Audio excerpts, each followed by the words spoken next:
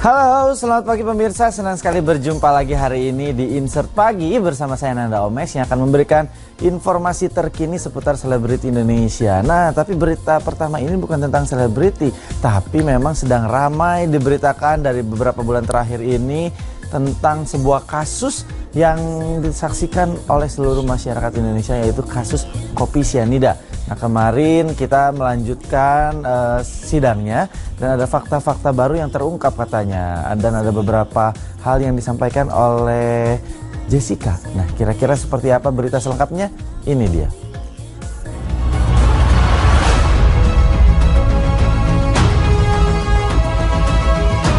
Sidang ke-26 kasus kematian Wayan Mirna Salihin yang diduga akibat kopi bersianida kembali digelar di Pengadilan Jakarta Pusat Rabu kemarin. Dalam sidang tersebut, majelis hakim menggelar agenda sidang yaitu pemeriksaan Jessica Kumala Wongso selaku terdakwa. Sidang dibuka dengan pertanyaan Ketua Majelis Hakim seputar keberadaan Jessica yang terekam oleh kamera CCTV yang ada di Cafe Olivier, serta hubungan antara Jessica dengan almarhum Mirna yang keduanya dibenarkan oleh Jessica. Coba terdakwa perhatikan ya, gambar dalam CCTV ini. Saya majelis hanya mau mengkonfirmasi apakah gambar yang ada dengan baju coklat itu adalah saudara?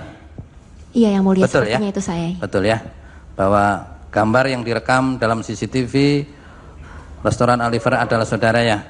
Ya. Iya, yang mulia. Kemudian selanjutnya, apakah saudara benar ada berkawan atau berkenalan dengan Mirna Solihin, Wayan Mirna Solihin? Benar yang ya, mulia. Kenal ya? Kenal. Memang sebelumnya ya? Iya.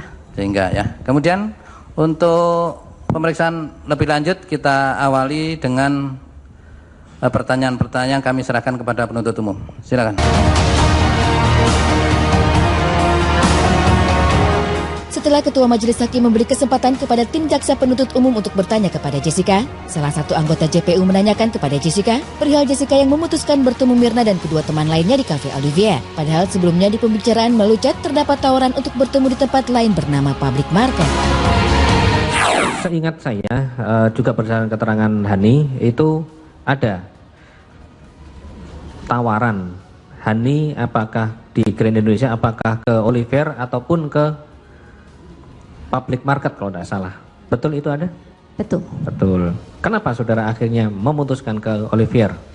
Saya lihat websitenya aja. Saya cuman kan disodorin dua nama restoran itu yang saya nggak pernah pergi dan saya nggak tahu. Seingat saya juga saya bertanyanya begini, mau pergi kemana nih, restoran mana yang baru gitu, yang enak.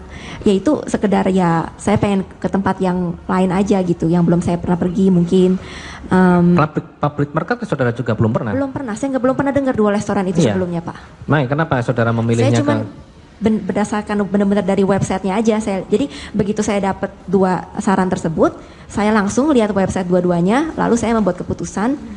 Beberapa menit kemudian kalau saya mau pergi ke Olivier, itu benar-benar keputusan yang saya nggak tahu kenapa gitu.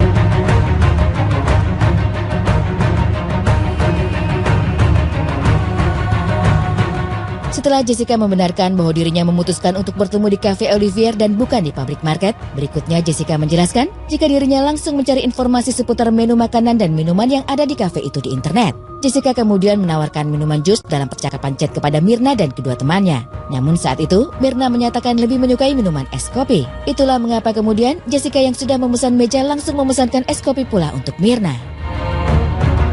Saya cari di website untuk menunya yang di Olivier itu jual makanan minuman apa saja.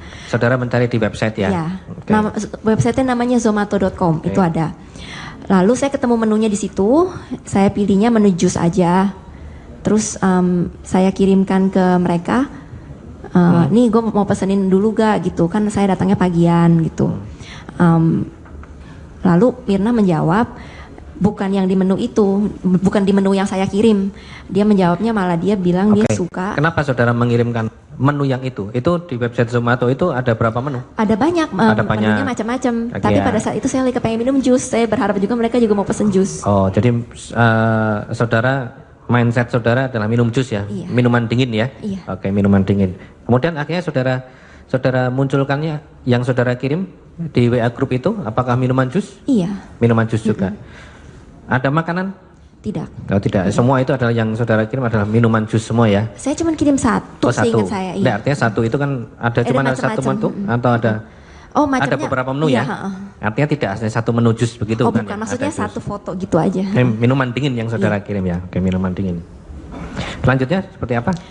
Selanjutnya Mirna yang menjawab kalau dia suka sama Vietnamese ice coffee yang ada di restoran tersebut. Ya.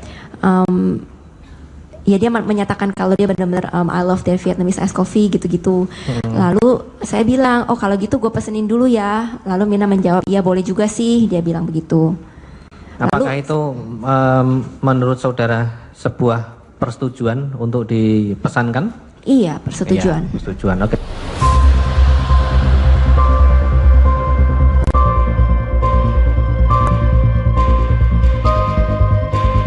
Satu lagi keterangan tambahan yang disampaikan Jessica dalam sidang kemarin, yaitu mengenai dirinya yang sempat membelikan oleh-oleh untuk Mirna di sebuah toko yang ada tak jauh dari kafe tersebut. Dan oleh-oleh yang Jessica beli itu adalah sabun cuci tangan untuk Mirna dan kedua temannya. Terus saya kepikiran kemarinnya saya tidak sempat beli oleh-oleh buat teman saya dari Australia. Saya pikir ya kalau misalnya saya ketemu di sini sesuatu yang bisa saya beli, ya saya beli sekalian, gitu aja. Akhirnya di mana saudara? Akhirnya saya ke toko yang Body and Bath Works itu, toko sabun itu. Iya. Akhirnya saudara ke toko sabun. Apa yang saudara beli? Saya beli sabun cuci tangan. Mengapa sabun cuci tangan? Karena toko itu spesialisasinya jual sabun dan parfum-parfum yang wanginya aneh-aneh gitu Pak. Jadi saya di sana lumayan lama saya ciumin satu-satu yang mana wanginya yang enak gitu kan. Terus mbaknya bilang, "Oh, yang di counter ini lagi ada spesial," gitu. Dia bilang, "Oh, ya udah deh. Ya saya pilih aja kan pilihannya banyak." Saya ya habiskan beberapa menit lah di situ untuk melihat-lihat yang mana yang mau saya beli. Lalu saya pikir kan saya beli untuk kan nggak mungkin saya cuma kasih satu orang atau dua orang, kan saya harus beli tiga-tiganya. Jadi saya beli tiga. Saudara tempatkan di mana atau bagaimana cara pembungkusan itu? Karena ada barang bukti paperback ya. Bagaimana itu ada barang bukti paperback tersebut? Iya, jadi waktu saya ke kasir, mbaknya kan mau masukin ke kantong yang dia udah ada di kasir itu. Iya. Lalu saya bilang, "Mbak bisa dibungkus gak gitu? Ini buat teman saya gitu." Terus mbaknya bilang, "Oh ya udah, tapi di satu-satu ya, soalnya ya itu teman saya lain-lain gitu kan." Terus mbaknya bilang, "Oh ya udah." Saudara yang meminta untuk dibungkus satu persatu. Iya, saya yang meminta.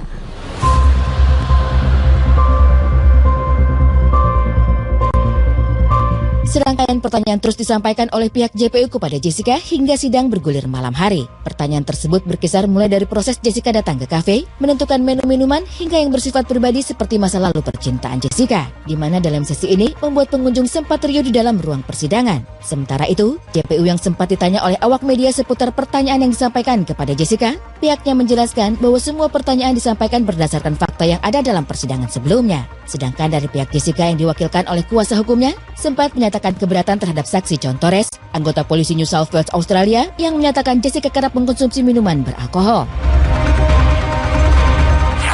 Merekam dalam arti merekam dan menyimak kembali fakta-fakta yang kemarin sudah dimunculkan di persidangan, baik oleh kami ataupun oleh penasihat hukum. Tentunya hal-hal itu yang kemudian menjadi dasar kami, pijakan kami untuk menjadikan bahan atau dasar pertanyaan kepada terdakwa. Bukan merupakan hal yang bisa dipercaya, dalam arti karena apa? Penerjemahannya itu tidak disumpah. Jadi apakah memang keterangan itu terjemahan itu sama atau tidak dengan aslinya kita nggak tahu. Oleh karena itu berita acaranya Christie itu adalah tidak sah. Kalau John Torres kan itu kan John Torres itu hanyalah kesaksian dia itu melaporkan sesuatu tapi dia tidak melakukan apa-apa dan tidak pernah memeriksa kasus itu. Jadi John Torres itu justru menguntungkan Jessica.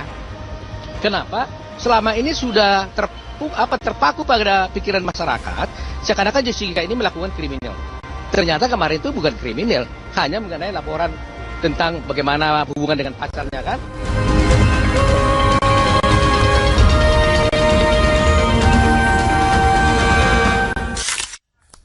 Ya, hingga saat ini memang banyak sekali fakta-fakta baru yang terungkap dan akhirnya memang belum selesai. Sidangnya terus dilanjutkan dan pastinya juga pemirsa mungkin ada beberapa yang terus menyaksikan secara live, bahkan melihat CCTV-nya rekamannya seperti apa. Kita akan terus mengupdate itu semua untuk mengetahui hingga ujungnya seperti apa. penilaian kasusnya seperti apa dan siapa yang bersalah, siapa yang harus dihukum, seperti apa kejadian sebetulnya ya, karena betul-betul menjadi misteri satu Indonesia. Oke, setelah ini pemirsa, ini sudah tidak jadi misteri tapi menjadi sebuah kebahagiaan ya, karena ada Ivan Fadila yang sedang berbahagia, bahkan katanya mau berbagi kebahagiaannya nih dengan kita semua pasca pernikahan kemarin. Berita selengkapnya sesaat lagi, tetap di Insert Pagi.